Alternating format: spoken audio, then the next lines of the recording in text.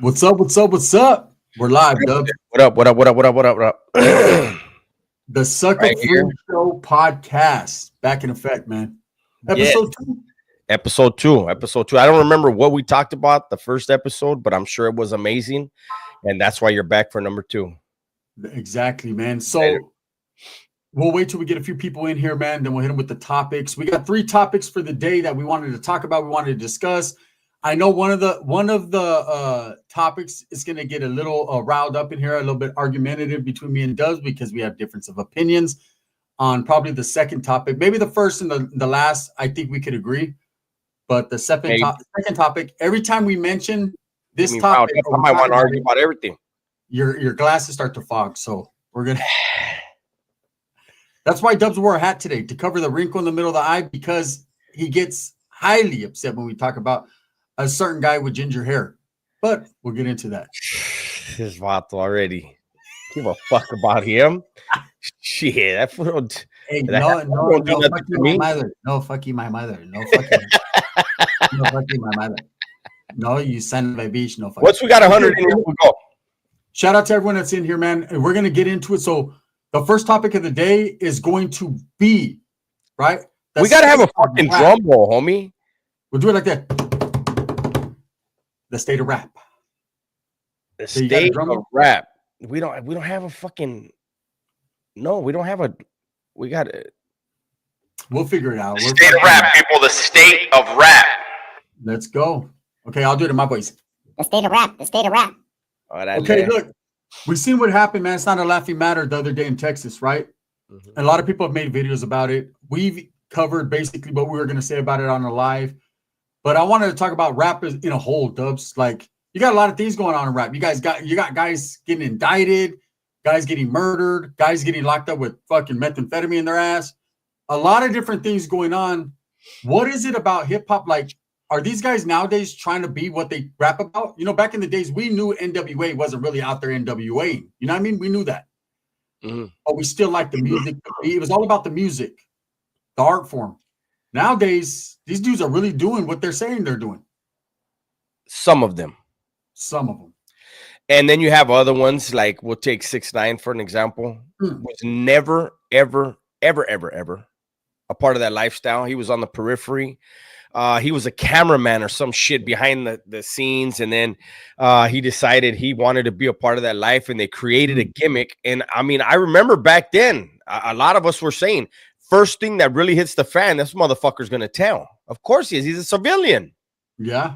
He never grew up living like that. You know what I'm saying? So I don't know, homie. We've talked about it before where when we were younger, rap was kind of like the newspaper for the streets. You know, they talked about what was going on in the community. They talked about selling drugs and stuff like that. Now they talk about doing drugs. Like that's a flex. Yeah, it's crazy. You know when I said flex though? Hey, you know when I started to notice it too, Dubs? The sipping of syrup era, right? When they started talking about sipping on some syrup, you know, everyone knows that's scissor, right? Yeah. Scissor. You know, that's when I started to notice drugs went from being taboo and people didn't really want to talk about it because I know back in the hood and back in the days in Nevada, if you were doing dope, you kind of did that in the garage or in the cuts because homies would go in on you for that shit. Like, hey, bro, fuck, kind of weird shit is that? Nowadays, it's out there and it's like a flex. Like you said, everybody's like, oh man, if you ain't got the syrup, if you ain't got this, then you ain't got it. So here's my thing with rappers, right? We're talking about dead rappers every day now. Like they're dying all the time. Is it because everybody wants to be a rapper, so we're starting to notice it more? Do you think? No. What do you think is behind it? Clout. Clout is a hell of a drug.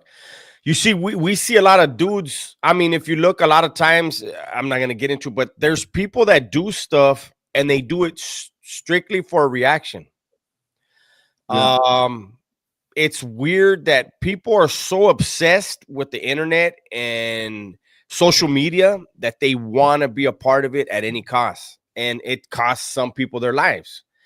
It costs some people their freedoms. And you know, it's like that rapper Güero, what is it, Güero something, the one out of Texas that just caught a bunch of bodies and killed some. Yeah, you did a video on it, man. Yeah, that guy was nuts. And that guy is gonna sit down for the rest of his life. And I listened to some of his music. He had talent, and that talent is I say it all the time. Prison is full of talent, but talent potential is nada. If it's not fulfilled, it's just wasted. And there's a lot of wasted talent and potential in prison, and he's just another one of the statistics. Here's my thing, like and I agree, man. Clout, it's a hell of a drug, and people will do anything nowadays to be that one. But like, say this incident that happened, man, where unfortunately the 5-year-old girl was murdered along with her father. It's a sad video, man. You can see him running for his life, and you know, these gunmen, this just didn't happen because he's a rapper. It didn't happen. There's more of a story behind it. We'll find out eventually, you know, as the trial happens. They're arresting these guys for it. You know, I'm sure it was not necessarily about clout in this situation. It might have been more so on a personal beef or whatever it is. But it's like, fuck, man, it's getting real with these rappers, the state of rap. And so let's talk about fucking Lefty Gunplay. Lefty Gunplay went to El Paso, Texas, went to go do a show and gets caught with dope, bro. We both did videos. I seen a whole lot of holes in the situation right there. Look, Dubs, I'm the YouTuber, or you're the YouTuber, content creator. You're getting the bag, I'm getting the bag, or whatever. And whatever, just say, for instance, we're not getting the bag like that, but just say we were, right? You're riding with the couple homeboys in a 2012 Malibu. You're showing. So you're going to just go all the way there with it then? I'm going all the way there with it, right? So you're riding around in a 2012, homie. Yeah. I haven't rode in a 2012 since 2012, right? So that's you know why? You know, I mean, look at Lefty's from the South. You know, he reps the South. It's a 13-year-old car, so maybe that's why he was in that one. So right, he was doing this thing. But here's my thing: you're riding around in a 2012.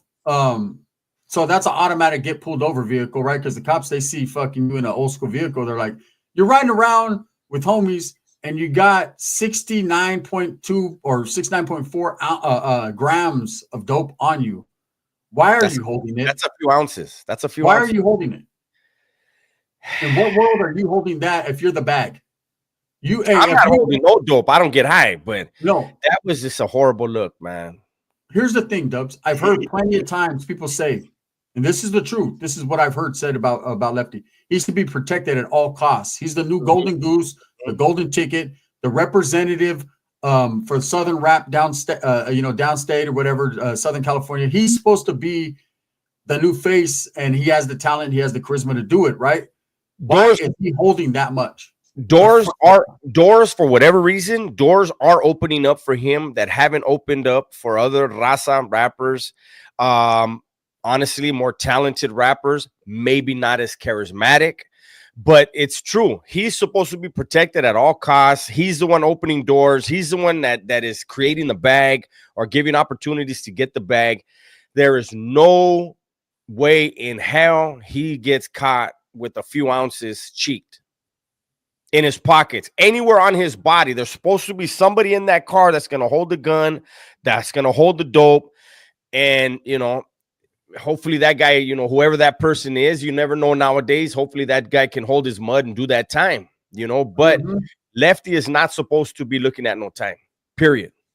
So here's my thing, Dubs.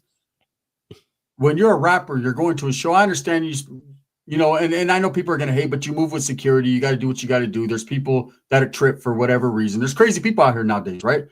So he's got a couple homeboys with them. It's to me, it's like they were taking a road trip. Like they weren't even tripping, right? Like for all the things we hear, oh, I got 70,000 in my mouth. I'm doing this. I got chains. I got do. You would move a little bit more heavier than that, right? Not just a couple homeboys with some coke, some dope, and a gun, right?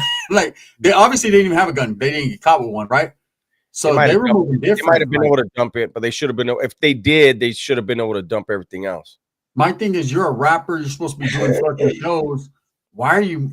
That's where I'm saying the line is crossing over from gang member to rapper to gang member. It's like, bro, are you going to a show to get this bag and to perform for your fans or your supporters, or are you cruising around gangbanging? What are you doing? Because that didn't seem like, you know, your typical rapper to me, just riding around with dope and guns. Well, you and I know that somebody from Texas that was actually there, shook hands with Lefty, reached out to us and gave us the whole rundown. That group right there is followed by the feds. 100%. It's a Texas group. They're followed by the feds. I believe the feds saw these guys meet up, exchange pleasantries, whatever.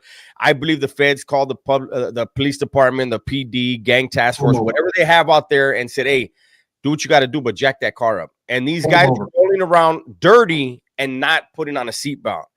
So how do you commit a misdemeanor when you know you're rolling with a felony? Yeah, that's what I don't get. And so here's an honest question, Dubs. I have not even asked you. Real life, what do you think? And I know the state of Texas is different from California. We've never been there, so we can't speak on the laws, per se. But is he going to prison for that much dope? I don't know. Texas? Texas, from what we over here in California know about Texas, they don't play. Mm-hmm. I don't know if he's going to. I don't know if he's going to prison. I don't know if he can, pay it. I don't know however it can be worked, it's going to be worked. I'll just say that. I believe, however, the best deal he can get is what he's going to get. Yeah. And from what I've heard, right, and I don't know, again, man, I heard getting caught with even weed, anything in the state of Texas is an ugly situation. And getting caught with over 2 hours.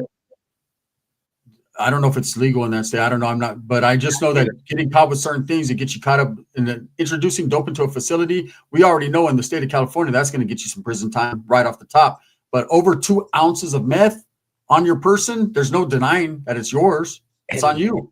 Homie, you know what? I'm glad, and it's one of those things where I'm not saying I wish he did a different drug. I wish he didn't do any drugs, right? Period. Yeah. But homie, meth that's trailer park dope. That's dirtbag dope. That's dirtbag. Like that's I watched the podcast, man. Who is it, man? Hoodstocks, man. Shout out Lucky. I like Lucky's podcast, right? And I watched it, and they were talking about it. Someone from Texas was talking about it, and he said, man, they're like, man, he needs people to save him, and he said, man, that dude needs to save himself. That dude. Absolutely. He was mentioning, man, the word on the streets is protect Lefty at all costs. He said, man, Lefty needs to protect himself. Mm-hmm. Doing dope and all that, you can't protect someone from themselves. Okay, so the state of rap basically is right now, man, we're hearing a lot about it. People are getting killed, murdered with their children, people dying. I know when PNB Rock died, when Pop Smoke died, when what's his name? Was it Mo 3 or no? Who was it? The other one, Draco the Ruler died. Mo 3, Draco the Ruler. It's just happening. Maybe people are starting to notice hip hop a little bit more than we used to back in the days. But it's like it seems like every month either someone's getting indicted, killed. You got Dirk that got indicted. You got King Von that got killed. You got FBG. I mean, it's just always something. And I know I was talking to one guy and he was like, "Oh, it's the black community. It's all those rappers." Yeah, well. On the Mexican side, you got him getting caught with dope, getting caught with guns, getting indicted. Like there's a lot going on. It's the black, supposedly black community in rap because they're predominant in rap, right? Yeah. But it goes back to these guys think everything is for the gram, everything is for social media, and then the ones that are allegedly intelligent. There's a fucking Ring camera on everybody's front door. There's a traffic camera on all the fucking light. Like we live. What is that fucking movie that I know I'm cussing a lot. What is that movie? Tom Cruise was on. Remember? And it was futuristic, and they would have the computer. Like it was like I don't know what the hell. Somebody in the comments don't know what I'm talking about. Impossible, was it? No. But it was on a mission. It was where they could see every crime. Every crime that CCTV, that's what they got. Like I know in like London or Britain, man, they got those on every corner. They could track you. But we were talking about the other day. There's an ID Minority Report. That's it. Minority Report. Yeah, there it is. They could follow you. We talked about it, man. Nowadays, and I'm not trying to give you guys a recipe or promote violence, but the only way to get caught, not caught for catching a body is it has to be totally random and a whole lot of luck. Not even that. I don't agree with that. Well, I mean, it has to be you better shave your whole body. Whether it's random or not, the cameras are still there. There's a way. I know if there's a way, but it's a lot of hard work. And somebody's got to be very determined and very upset, but there is a way, but whether it's random or not, the cameras are still there. Oh, there's always going to be cameras, man. And they could tell even by your mannerisms, the way you walk, you move, all that. So math ain't going to work. Well, let me tell you something. I remember there used to be in Maxim magazine. There used to be this couple that used to be CIA. They were spies, and they would go into, like, say one of them would go into a clothing store if they felt they were being followed by another spy agency, right? They would go into a store, they would put on a different, because they always carry disguises, and one of the easiest tricks they would do, put a rock in their shoe. They immediately walk different. Yeah, because they can tell there's little things you can do to throw things off, but you have to be very determined, you know. Again, in their line of work, they're prepared for that because it's life or death. So let's move on to the second topic, man. Let's talk boxing, the state of boxing, because, man, it's all over the place right now. And you guys see it? As soon as I said boxing, the mean mug went on, right? Because he knows where it's going to go, man. It's going to go Benavidez down. But what happened with Tank? Did he lose? Did he win? Did he cheat? Was the referee in on it? What the fuck was going on? This is what I'm going to say. I have, upon further review, I saw it on, I don't remember if it was a short on YouTube or one of the other platforms. When Roach threw the punch, Tank rolled with the punch, right? So the punch didn't land clean. And I know you're an Benavidez fan, so you don't understand people rolling from punches. You always think everything lands. But anyways, so he rolled with the punch, right? And when he rolled with the punch, his braid slapped his eye. Okay. And when it slapped his eye, you saw him like blink. You saw him blink like, oh shit. He took a step back. Roach threw another punch that grazed him. He looked to the ref, and then he took the knee. You are not allowed to take a timeout in boxing, so that's still a 10-8 round. But it wasn't from a punch. I'll say that. Yeah. And I didn't believe it was for a punch. No fucking my mother, no fucking my mother, cinnamon. I didn't believe it was from a punch, right? But again, I agree with you. There ain't no fucking timeouts in boxing. Look, I watched boxers get their shit split open, blood all in their eyes, sweat in their eyes. Their eyes are burning, grease from the Vaseline or whatever they're putting in their eyes. Hey, that's part of the game, man. In boxing, when you sweat stings. It's got that salt in it, right? Your eyes are always burning. So for him to make an excuse, I don't think it's because he took damage, because I know there's a delayed reaction in boxing, like kind of when we've seen it happen before, you know, kind of like when Ryan got hit and then he took the knee and he was done. Like, and it's happened so many other times, man. I remember when Bernard Hopkins knocked out, I think it was Oscar De La Hoya with that liver punch, right? So there is a delayed reaction. You know, you get hit, your adrenaline is pumping, and then it's like, oh shit, your body shuts down. Especially with the liver punch. There was no liver punch here. It was just a punch thrown. I think he was being overwhelmed. His eye was burning, and he just thinks because he's that big of a star, he gets special privileges. Well, again, I don't know if his eye was burning, but I know that when he snapped to roll with the punch, you can see it in slow motion that the braid slapped him right in his eye. So maybe he needs to do cornrows and not have, I don't know what those ones are called that, you know, they move around. Maybe he needs to do cornrows. I don't know. But anyone who knows anything about boxing, if you get hit and if your boxing glove touches the ground, that's you stopping a fall. That's a knockdown. If your knee hits the ground, that's a knockdown. That's a 10-8 round. Well, here, since we're talking about David Benavidez, right? Since you mentioned him, you know, and the way that you did it, right? The smooth criminal way. Look, he fought the dude and he got knocked down. And it wasn't like a devastating punch that knocked him down. He was kind of off balance and his glove touched the ground. It was considered a knockdown. So how the fuck was that a knockdown? But Gervonta Davis and that came out, takes a knee, gets his face wiped. They should have never wiped his face. They can't be on the apron. That's illegal. Yeah. But I'll say on that Benavidez one, that really should not have been considered a knockdown. And I'll tell you why. The punch landed on the shoulder and pushed him off balance. That's a trip. That's a trip. Yeah. But they still considered it a knockdown because it's like you said, his glove touched the ground. Who the fuck are we cussing out? Who the fuck are we cussing out? Yeah. Anyways, when his glove touches the ground, right? No fucking you mother. Right? So look, the state of boxing. All right. So that happened. It is what it is. It was a wow moment. It was I think it's because Tank Davis, has star power. He's one of the face of boxing. I think there's two faces of boxing. People could argue with me. I think Tank Davis is one of them. Now, after this exposing, he doesn't have that type of clout that he did. And of course, Canelo is the other face of boxing, you know? Well, here's the thing too. I think we need to look at this, Holmes. Tank said he's not giving Roach a rematch. Tank has two people. He said he will not give a rematch. Who are the two people? Pitbull and Roach. The two people that a lot of people say won the fight. I think he needs to be called out.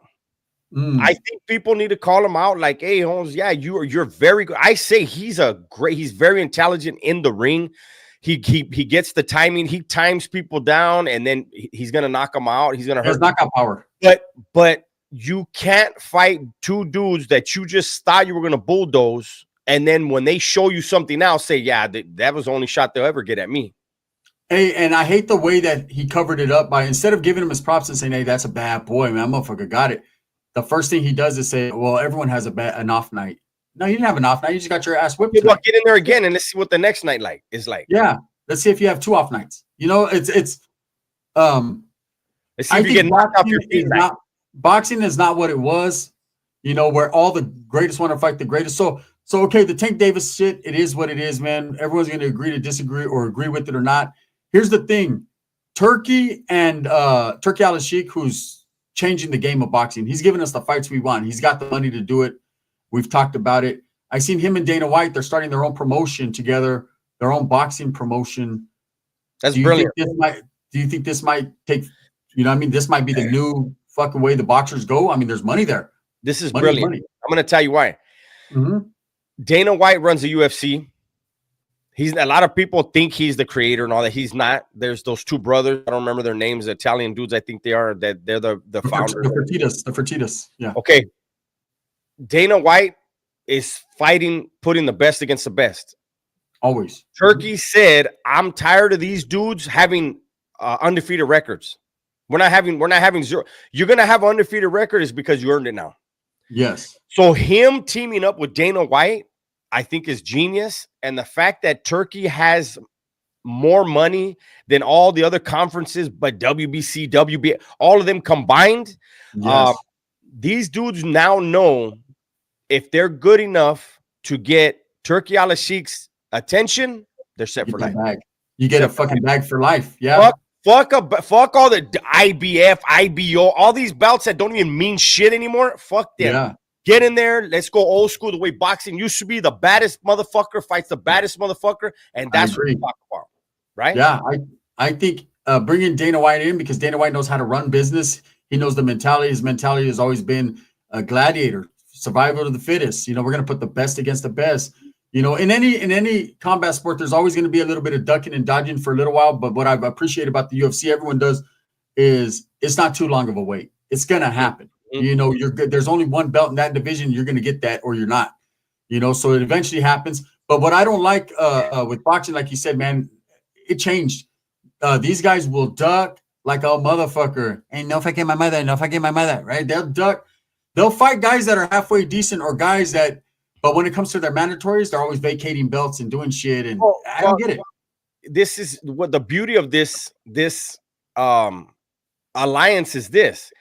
You have Bellator and you have other MMA leagues. What is the best known as the premier best league in MMA? What is it? UFC. So you're going to have the WBA, WBC, IBF, IBA. You're going to have all that. And now you're going to have what's going to be considered the premier league. So I saw somebody in the comments right now said you can't force anybody to fight. It won't work. No, you're not going to force them. If they want to win and be and make money in boxing, they're gonna go to Turkey and they're gonna be fighting wherever they fight. And then if they're blessed enough, Dana White's gonna make a phone call with them. But here's the fucked up thing. There's gonna be a lot of promoters that are gonna want to fucking, because boxing is so corrupt, that are gonna say, hey, we're gonna do a deal where we only fight for these organizations. You know, that's what's coming next. Yeah. Oh, there's gonna be pushback. There's always gonna be pushback. But with Turkey's money, Dana White's genius in fighting and boxing and pedigree, they're going to do something. And you know what? It's like, just like when the Bellator and all that, and there was the stealing of talent, and people were going over there. You know, UFC just kept doing what they were doing, and they basically won. They won the battle. It's kind of like with wrestling, WWE, WCW. Those that watch wrestling, WCW was competing for a while, but eventually the big ones won. You know what I mean? And they bought everything, so they got swallowed up. They got monopolized. Hold on. A bullshit. A bullshit. A bullshit. A bullshit. Gunner, did you really just bring in some fake acting, scripted wrestling and compare that to fucking combat sports? Motherfuckers be getting fucked up in that sport. A bullshit. A bullshit. A bullshit. That button hit one in the live if you guys like WWE, or is it just me? That's completely different. If you homie, here's my thing. No, what the comparison I was making was not the fighting or the drama. What I was saying was how one organization is more dominant or the premier organization over the other organization. I were doing the same thing. Hey, believe me, I was following you until the WWE and whoever else these actors you brought in. I was like, what? I was like, what just happened here? Okay, well, that's like if we're talking about Tupac and DMX and like Jay-Z, and they sold out a concert, and then I say, yeah, but Barbara Streisand sold out a bigger concert. What? No, that's not what I was saying. The comparison was this. WWE, whether it's fake, real, whatever you like, it's the premier organization of professional wrestling, right? And then you had another one come along, and they gave him a little bit of competition, but eventually, I just want to drink a Corona Premier. How about that? Nah, okay, you guys know what I'm talking about. Anyway, so let's get to the. How about let's talk about Canelo a little bit. So with all the ducking and dodging that's going on in boxing, there was just a fight that happened. Okay, with Bivol and Beterbiev, and that one had a lot of impact on what was going to happen. And immediately after that fight, after Bivol won, which was shocking to me, I mean, I always knew Bivol's good. He's good. And that only made Canelo look better for fighting him. Even though he lost to him, it's just like, hey, he fought a fucking bad boy, right? Everyone was waiting on Benavidez to step up to fight Bivol, and now where there's discussions, maybe he might have to vacate belts, whatever, or he wants to do a number 3 with Beterbiev. Respectfully, he should, because Beterbiev got 1, Bivol got. That's how it works, right? They should do it 3. He's got that coming. He was the undisputed champion. So now Benavidez is on the outside looking in. He's gonna fight Callum Smith or whoever they got him fighting. When is fuck all the Beterbievs, the Bivols, the Callum Smiths? We want Canelo versus Benavidez. Period. I do. I want everybody's mouth that says Benavidez can do this, and I want their mouths quieted through the boxing ring, not based on what I believe or what you believe, but Canelo held up with Bivol. Bivol is the champion. He could not knock out Canelo. So all these guys that talk about Benavidez would knock him out, I don't buy it. I don't think he'll knock out Canelo. Not even close. I think he'll be Canelo in a 12-round fight. I think he could outpoint him. I don't think he'll knock him out. I don't think anyone's knocking out Canelo. Canelo has that chin. He has that pedigree. He has that foot. He's his stature. He's too stout. No one's knocking out Canelo. But I mean, the older he gets, there's the excuses are going to be out there by people. I think it's something it doesn't matter who wins at this point. I just want to see it happen now. I don't want to hear you haven't fought anyone. You shouldn't fight. You can't. Who have you fought? It doesn't matter. Fight each other. Fuck who have you fought. That's what I want. I want them to fight each other. Winner take all. And then whoever loses, hey, whoever you supports that guy, hey, Holmes, your guy won. I want to see a fight. I don't believe Benavidez can beat him. And all these people, Canelo doesn't need Benavidez. Canelo doesn't need Benavidez. They're all rich. They're all rich, right? Look at Benavidez is worth like 10, 15 million. He's rich already. Of course, the more money, the better. But it's not like these guys are broke. So no one really needs each other, but it's all about what the fans want. We're the ones that pay for the pay-per-views. We're the ones that, like, when are we, the little people, ever going to get what we want? It took fucking 100 years for Pacquiao and Mayweather. Mayweather waited it out. Mayweather really did. Mayweather really did duck Pacquiao as he did with just about everyone else. See, Mayweather has a track record, homie. He either fought people when they were too young, like Canelo, and inexperienced. Canelo couldn't touch him. No excuses. Canelo could not touch him. So he either fought people when they were too young and inexperienced, or they were over the hill. That's the only time he fought big names. You know what I mean? So, hey, thank you, Christian. I don't think that's the case here. I know anybody that thinks Canelo is afraid of Benavidez, then you just have no idea. He dislikes him that much. I think, you know, again, I agree with you. I know we all want to see that fight, Holmes. We deserve that fight. We think we deserve it for whatever reason. But I think for boxing, that could be big for the sport, right? And especially if there's a rematch afterwards, you know, them two fighting, I think it could really help that sport is to me. A lot of people are going to disagree. That sport is on life support, Holmes.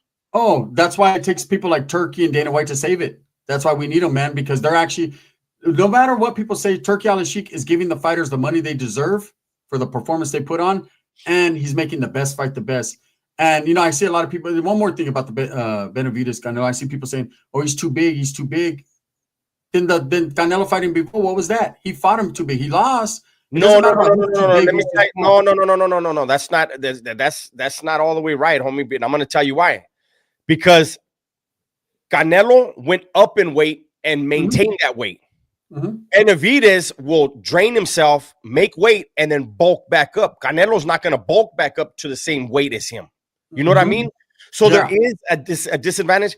And the reason why there's a disadvantage is because Benavidez is naturally bigger than everyone in that division. And so he can lightweight bully people. I don't think he can bully Canelo, but that's the advantage he has over most people in that division. And that's why when we saw him step up into his normal weight, he had no power. He didn't. Exactly. I was just about to say that. So at that weight, he's really not prepared to fight those type of boxers at his weight. He doesn't shine. He shines at the smaller weight. So I think they should do it at a catch weight, like a 170 or something like that, maybe 170.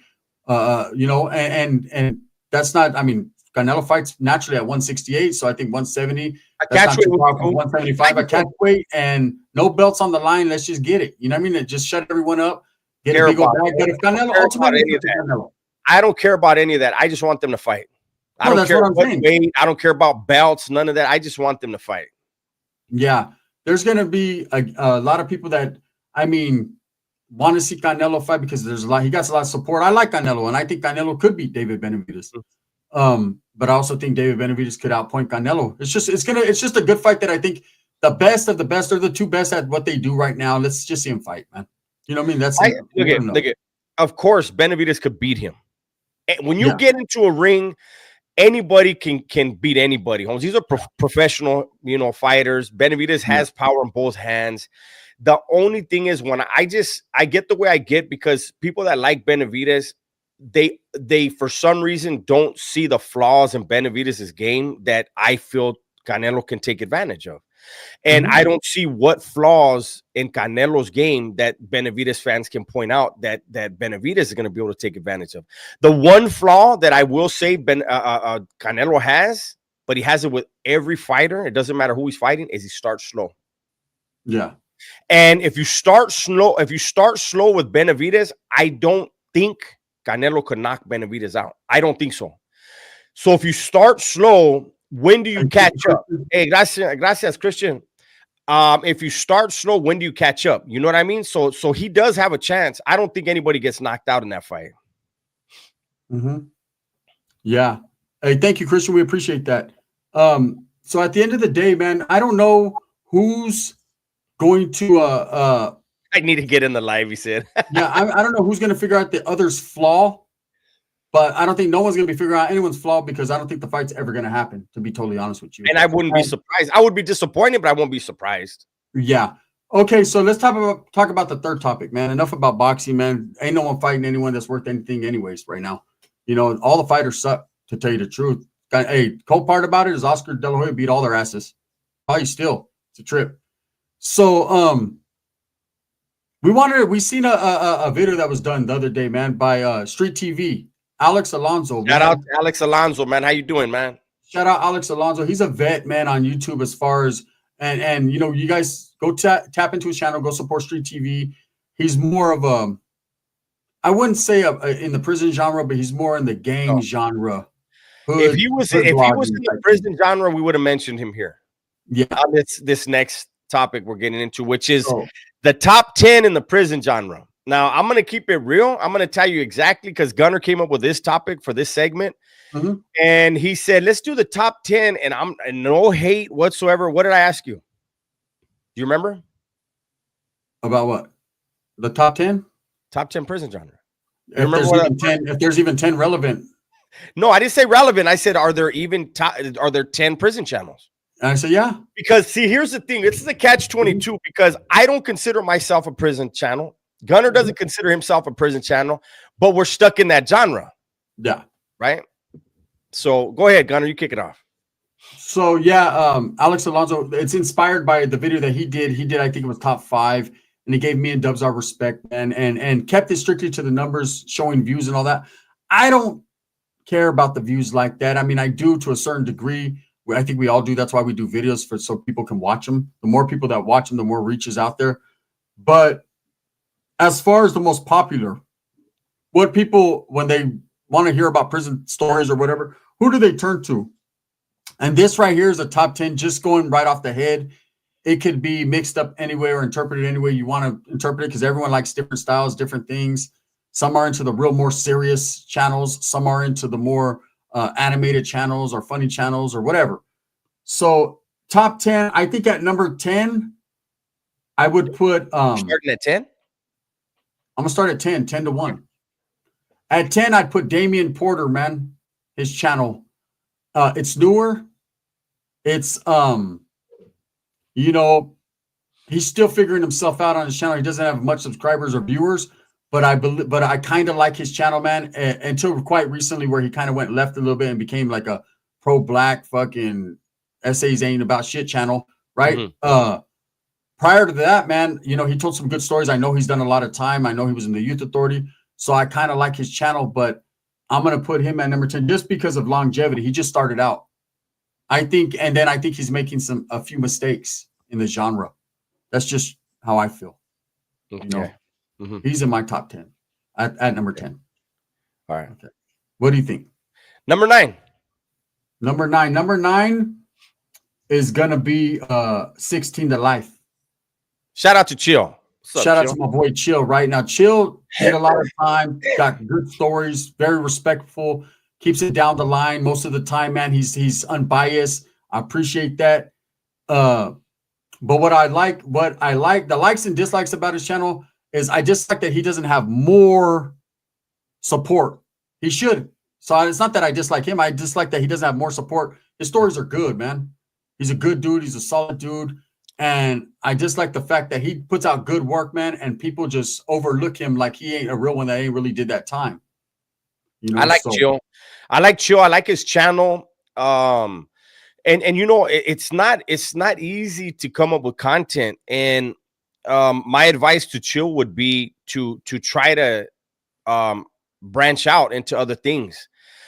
Chill is still just doing mainly, I think, just prison content. And I think you have to send out feelers and see, you know, the audience is going to tell you what they like and what they don't like. And then you follow that path, you know, because he's funny when he wants to be funny. He's fair, you know. I like his stuff, man. I can agree. He's definitely in the top 10. Yeah. At number 8, and I'm only saying this, and I believe that they're going to probably go all the way to number 1. It's going to be the Mob Spot, right? The newer channel, the Mob Spot. And the reason is, who is more validated or more certified, period, on earth than them two individuals right there, what they did for how many years they did it. Like, their stories are authentic, real. They're giving history lessons. They know the history on where they were from and where pretty much every other prison group was from. These guys are the real deal. A lot of people don't like them because of, for whatever reasons. I think I'm not going to disrespect them. We know the reasons behind whatever, but there's no denying the fact that their prison stories are authentic, real, and graphic, and it's real prison shit right there. Yeah, they're definitely probably gonna be the biggest channel in this genre. I don't know that they're gonna be considered a prison channel though. It's weird, you know, because They're going to be talking about prison. So I guess for that reason, but I don't know what I would call. I would kind of consider them more true crime. But yeah, when it comes to certain decades, and we're talking about a lot of decades, they have a lot of firsthand knowledge, and yeah, they're definitely going to probably blow past everybody. Yeah, I think so. So, and like I said, man, and there's people like, oh, this should be number one. The longevity. There's longevity here. People have been doing it for years. The accumulation of numbers, viewers, subscribers, they're definitely coming up fast, and it's deserving if you put in the work. If you're dropping videos every day, they got the recipe down without a lot of help from anyone else, man. You know, there's a lot of people that always need help, and then bite the hands that feeds them. But you know, Fernando, damn, you must love prison. No, we're just telling you what it is, man. I don't love nothing about prison. You do. That's why you're watching my channel. We appreciate you. So at number 7, I'm going to give it to the old convict's perspective, right? Mm-hmm. That channel has fell off a lot. They've been through their ups and downs, but there's no denying at one point, man, they were considered probably the top prison channel. They were, when they first came out, man, they set a lot of precedent in the prison genre. That's when I think it started to become, you know, there was always prison channels, and we're going to get to some of the other ones, like the Big Hearst, the 23 one. But I think that these guys for the West Coast, once they first came out, everyone was like, oh, shit. They started telling stories, and it brought a little bit more realism to it. So I'm going to put them at number 7, man, because they're not doing the views anymore. They're not even together, you know, the original hosts. And but there was one point in time when they were looked to as the go-to prison channel, man. A lot of people were, you know, seeing what they were doing and modeling after them. I mean, I guess they could be still in the top 10. The only thing is, like you said, it's only Flacco now, and Flacco is incarcerated. Very hard for him to put out content. When you talk about when they first came out, I believe, you know, they were probably the first main channel that named names as far as of organizations. So they blew up. Yeah. I don't know how much time Flock was going to do. I know he's going to probably try to continue to put out content as he can, but it's one of those unfortunate situations where he had an opportunity, you know, and shit happens. Life happens, you know. Yeah. But yeah, I could see that channel being in the top 10. Yeah. So then, where we at? We're at number 6, right? 6. At number 6, I'm going to put stories written by a current prisoner. And I think, you know, he was the first one doing interviews with people. The discrepancy that I had with certain things is later on, I felt like when you run out of content, you just start to get anyone on there. And some of the stories were a little bit inaccurate, you know, and some of the guys were kind of clout chasing. But as a whole, man, that channel was looked to. Even today, he dropped a video, man, similar to the one I dropped. He's still consistent. He's still on it. I don't see him as much, but there's no hate there, man. He's been doing it for a long time. Stories written by a current prisoner, and he's got the numbers to show, you know. The thing, so shout out to Tony. I no disrespect to him. You know, Tony is not, Tony was never in prison, right? No. So Tony gives people an avenue to tell their stories. I respect that, because those stories should be told. But the thing is there's more than a couple guys that I've personally met that he's spoken to, and the stories they're telling, and they're placing themselves in stories that they weren't a part of. You know what I mean? Yeah. And there's a couple channels on YouTube that do that, you know, and that's not on, well, at least on Tony's channel, it's not his fault. He wasn't there. He's giving these guys an avenue. Right. Yeah. And these guys are choosing to tell stories, and Tony doesn't know what's real or not. Right. Yeah. And so, you know, I guess at the end of the day, it's good to have certain stories out there so that the youth understand the realities of prison life and criminal life, so that they don't find it glamorous or want to aspire to be those kind of people, you know. So I say, yeah, he could be in the top 10. I think there's a lot of glorifying there too, though, on that channel. A lot of glorifying. It's not Tony. It's those guys. Yeah, and like somebody said here, it's a lot of disgruntled employees. I just always I always feel like this: when you're gonna listen to a story of someone who, for whatever reasons, got politicked on or couldn't pay a debt, whatever it was, became victim to an organization, you have to kind of take their stories with a grain of salt. And but again, Tony's giving people an opportunity to talk, and I think hopefully a lot of kids have listened to those stories and like, nah, I don't want to be a part of that. So at number 5, man, I'm gonna put Indicted TV. Negative from Indicted TV, man. I like the way she sits down with guys that were prisoners, not necessarily old school, but people of all ages, and they tell their stories, and there's always a redemption story there for the most part, man. And brings guys that not necessarily have a name or are considered like, everyone wants to hear about the certain guys from this group or that group, but brings guys that you wouldn't necessarily would never even know that they existed or hear their stories, and gives them a voice, and it's a redemption story. And I like the way the interviews go, and I see that channel going up, man. I think that's a good channel right there. From a female's perspective that actually did a nice chunk of time. It's all real. She stayed solid, did her time. She's very respected in a lot of circles because of it.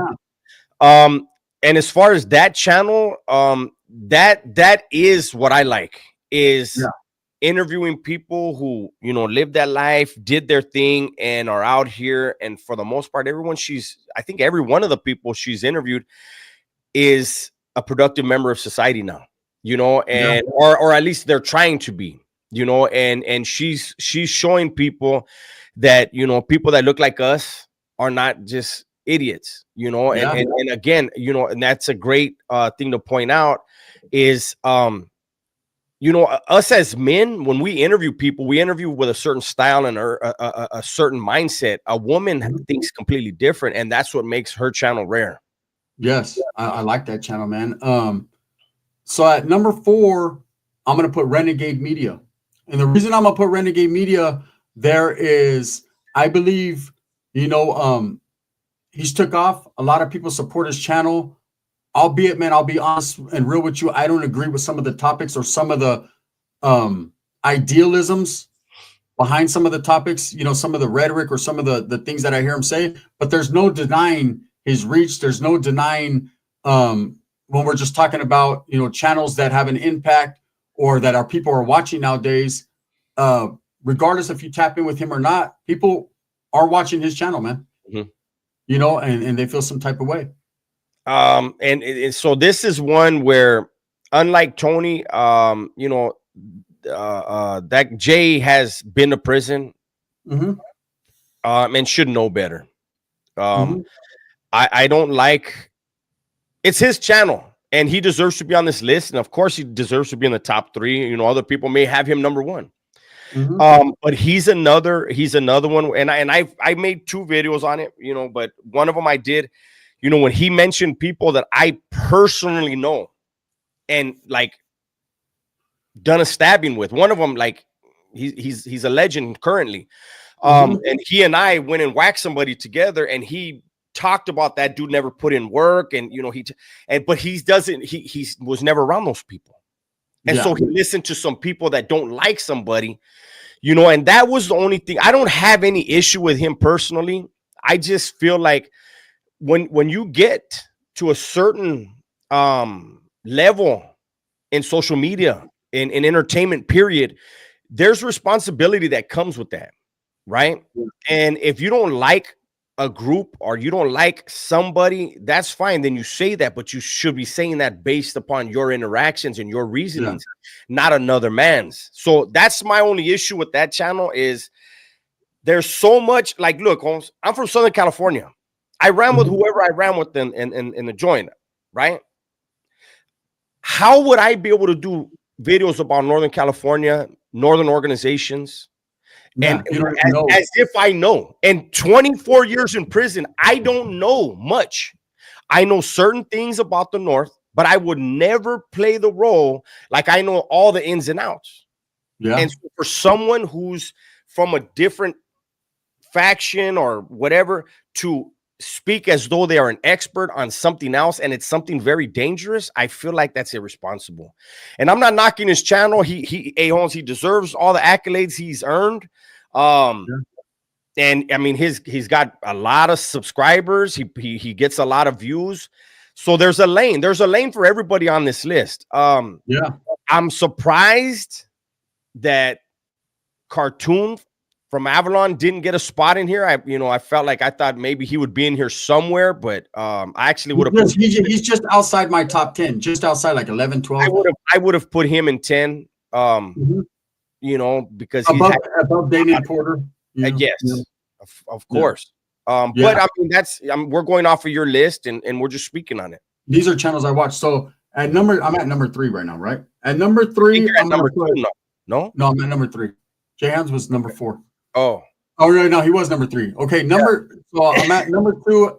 Number 2, I'm gonna put your channel, Dub's channel, because I believe the longevity, the way you've elevated through YouTube, navigated through YouTube, the views, the numbers, the way how you tell your prison stories, we know they're authentic, they're real, and the way you're able to do different things and show the progression of someone who's been through prison, who really did that and is now seeing different things out there at a different level. I appreciate that, man. So I've been watching Dub's channel since way before, so I'm going to put him at number 2. Vincent, this is Gunner's list, homie. He's not reading. He just wrote down on his piece of paper. This everybody has their own top 10 or top 5 or top 3, and this just happens to be. It's just what I watch. This is me, And so, man, I really like Dub's channel a lot too, Holmes. I can't speak on my channel, but yeah, okay. Yeah, so there it is. Dubs is at number 2. At number 1, I'm gonna put Josh from 23&1. And so you're not gonna have your channel in the top 10 because you made the list, or what? No, I'm not a top 10 channel, Dubs. I may be top 20, 30. Oh, I don't consider I don't consider myself top 10. Gonna hit us with the I'm that humble. I'm so humble. Is that what you're doing right now, fool? It's the truth. It's the truth. I'm not. I'm not so stiff right now. Go ahead and laugh, homie. Look at no. I'm calling it right here. I 23&1, number 1, man. He does the most. He forgot homie hangout too. We had him. You had him on the list earlier. Because you got to understand, a lot of channels are not just about prison all the time. Not even Dub's channel is about prison all the time. But I give double Dubs, right? The accolades he deserves, because no one ever does that. He deserves it. With me, yeah, I am humble. I've never considered myself a prison channel. I talk about prison because I've been there, but I don't stay in that lane. That is not me. I'm a comedy channel. I think I'm one of the top comedy channels for sure, right? Facts. Put me in the top 5 on YouTube, period. I'll hold my own against any comedians. I got that, right? But I'm going to say, and when it comes to Homie Hangout, he does a lot of not necessarily prison story. He does do prison stories, but I think he's a little bit much more than that. He does more like the mental health Mondays, the different things that he does. I think his genre is more like legal beagle type shit. That's where I give him from. I'm comedy. I'm kicking somebody out, and I'm putting Homie Hangout in mine. And I love Rascal's. Man, he's one of my favorite channels to watch too. I just think when it comes to prison content, he does got great prison content, but he has much more than just you too. You guys got much more than prison content. But I'm talking about like what I think people see as like, oh, this is the prison channel I'm going to because I'm going to get some food out right here, some real, right? 23&1, albeit he's from a different state. I could have put Jay Williams in there. Jay Williams got good prison content. I could have put Pablo, right? I could have put a JD Delay, a lot of different ones. This is just my personal list of people I watch. 23&1, Josh, there's no denying he's been doing it for a long time. He's paved the way for a lot of content creators to do it. And, I got to give him his thing. And of course, I can give honorable mentions like the prison guard, Hector Bravo. But again, man, his channel is a felony channel. It's a felony channel, man. There's so many other ones that are good, right? Notice that Wes Watson didn't get no action on this shit because his shit is fake. But that's just my list. I'm sure Dubs has a different list. Yeah, if I thought about it, I would probably have different people on there. Because I'm gonna look, and you did it too, because you didn't go just by numbers. I'm gonna look at numbers, but I'm also if I'm gonna look at it, I'm gonna look at what the content. Is it impactful? You know, I wouldn't put anybody that's just gonna glamorize. But I think for your list, I don't think you picked anybody that glamorizes. And yeah, Splinter. I mean, there's honorable mentions. You know, we can have honorable mentions and stuff, but pretty much that was a pretty decent top 10. I didn't see anybody in the comments saying who their top 3 was or top 5, you know, and that would have been cool because it would have had some engagement. So, but yeah, I don't have a problem. And for all the guys that are not from California and say California cats don't give nobody from out of California no love, there you go. That was Gunner's top 10 list of prison channels, and he put somebody from Virginia. I don't know, is it West Virginia? I don't know where he's from. But he put somebody from Virginia. Number one. Don't be jealous. Hoodstock's number 1. I don't consider Hoodstock's a prison channel. I consider him a podcast. He talks about rappers. I think he's more of an urban. I think he's more of an urban podcast. Yeah, more of an urban. Yeah.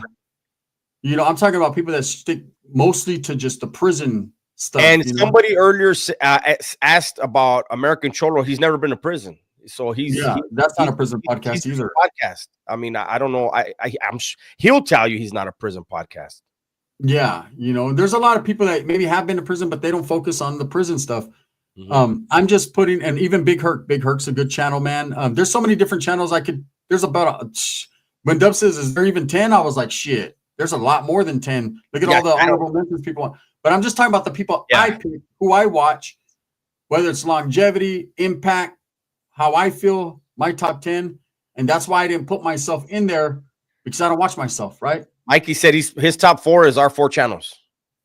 There we go. You know, that means my 5th channel. I did put the mob spot in there, man. I did put the mob spot in there just because I think they're up and coming. And who better to listen to than 2 dudes who actually fucking established a lot of it, you know? So there's no hate there. Like, you know, and there's so many other fucking channels that have come and went. And there's the smaller channels that wish they were on this list, but you can't be there because you don't know how to conduct yourself in a manner to make a list. And that's just it. That's just the truth, you know? Oh, that guy's not a prison channel. He's never been to prison either. Lali. You know, anyways, man, that's just my take on it. Maybe next time we'll get into the top 10 worst prison channels. Oh, damn. Nah, we're not going to do that. I will. You know, I thought we were going to try to keep the Sucka Free show. Sucka Free. Sucka Free. No. And yeah. No, we're going to try to keep negativity out of this. When we do these, the Sucka Free, we want to try to keep it positive as we can. We're human beings, so we might have a bad day, and you know, who knows? But Larry Lawton. So we'll address Chad a couple Marks. of these. I didn't mention Chad Marks. I missed a couple. Yeah, I've never seen any of his stuff. No disrespect. I don't even know who that is. Larry Lawton. Mm-hmm. Larry Lawton is he? You know, he was in the Feds, so I don't really like. Listen, he did a video. He did 2 videos. One about weapons, and one about some kind of food he was trying to make. And I reacted, and I got reported. So I will never acknowledge his prison channel, because when I did, I got reported. So we're going to be doing a lot of topics coming up. And, you know, I just thought of a topic, man. It's a good one. I'll put it out to Dub so he can write it down. And I think you guys will be very interested in it. And it's going to be my top 10, not prison channels, but just channels on YouTube that I watch, you know? Oh, yeah, that would be, I could get into that. Yeah, you know, just that. We could do that. We'll do a top 5. That way, y'all make my list of 5. You make your list of 5. That way, it's still 10. Yeah, we'll do it like that. And you know, and again, man, there's no disrespect to people that didn't make my list. These are people that I actually watch, you know, or people I've watched in the past. I don't really watch YouTube as much as I used to, but I still got it because I'm a content creator. I got to still stay in the loop on some things. But there's no disrespect to any of the channels that didn't make the list that actually been doing it for a long time. I forgot about Paradigm Media. No disrespect to Boxer. I know he has a good channel. I don't watch it anymore just because we don't see eye to eye because I'm taller than him. But other than that, it's just the truth, man. JD Delay needs to chill with his no shirt. So me and Dubs are going to get out of here, but we got videos coming. In fact, as soon as this live ends, I'm going to drop a video. He's got one, and then I'm going to record one of my for the Dub S channel. By the way, in the comment section, not here once we end the live, you guys, any topics, remember, we're not going to be hating on nobody. We don't want to get any negativity on the Sucka Free Show. We don't know how often the Sucka Free Show is going to pop up. We got to figure that out. It's in motion. But we do want to start doing this. It's up to you guys. If it doesn't get views, then we understand nobody wants to see it, but we'd like to get topics from you guys, and then give us ideas, man, stuff you guys want us to talk about, and we'll see if we can make it happen.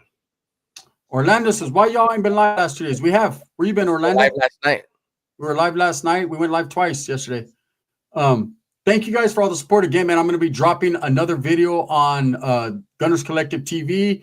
And then I'll be dropping something later on to laugh at, something to smile about, man, on a new Super Norteño on, the Collective clips. So tap in. If you guys are not subscribed to Dub's Twitch, make sure you guys tap into his Twitch. All support is appreciated. We appreciate you guys, man. Let's get this shit pushing. This is something new that we're going to be doing. And we will be doing our lives at night to bump some music as well for the diehards, man. We got you. We hope you enjoyed it. Again, me and Dubs don't always agree on every topic, but we're in the same book, sometimes in a different page. That probably will make it better for you guys, because Gunner and I can disagree and we're still friends. That's what everybody hates. That's what everybody hates. Yeah, that's right, man. So appreciate you guys. Thank you guys so much, man. We're going to get out of here. And that was a good one. Thank you. Right, you guys.